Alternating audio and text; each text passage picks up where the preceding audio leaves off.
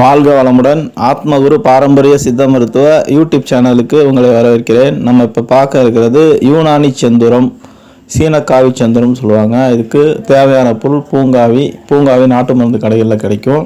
பூங்காவி வாங்கி சுத்தி பண்ணிக்கணும்.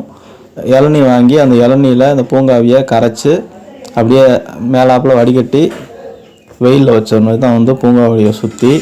அடுத்தது படிகாரம் வாங்கி அதையும் சுற்றி பண்ணிக்கணும். படிகாரத்தை பொரிச்சு எடுத்தால் போதும். படிகாரம் பொரிக்கும் முறை நம்முடைய யூடியூப் சேனலில் இருக்குது, பார்த்துக்கோங்க.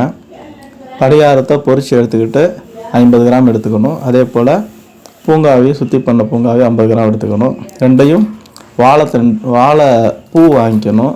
வாழைப்பூ வாங்கி நல்லா மிக்சியில் போட்டு அரைச்சி அது நல்லா சாறு புழிஞ்சு இந்த வாழைப்பூ சாறை கொண்டு நம்ம ஏற்கனவே சுற்றி பண்ணி வச்சுருக்கிற படிகாரத்தையும் பூங்காவையும் உறவு சேர நல்லா அரைச்சி நல்லா உறவு சேர்ந்த பிற்பாடு நம்ம எடுத்து வச்சுருக்கிற அந்த வாழைப்பூ சாறை கொண்டு நல்லா அரைச்சிக்கணும்.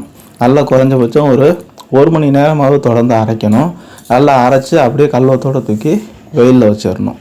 இது போல் 7 முறை செய்யணும். 7 முறையும் முழு வாழைப்பூவை வாங்கி அதை அரைச்சி சாறு எடுத்து அதில் உறவு செய்கிற மாதிரி 1 மணி நேரம் தொடர்ந்து அரைச்சி வெயிலில் வைக்கணும். தொடர்ந்து 7 முறை செஞ்சுட்டு 7ஆவது முறை எடுத்து வில்லை தட்டி காய வச்சு நல்லா காஞ்சோடனே எடுத்து பத்திரப்படுத்திக்கலாம். இந்த மருந்து பெண்களுக்கு ஏற்படக்கூடிய அதிகமான உதிரப்போக்கு பெரும்பாடுன்னு சொல்லுவாங்க.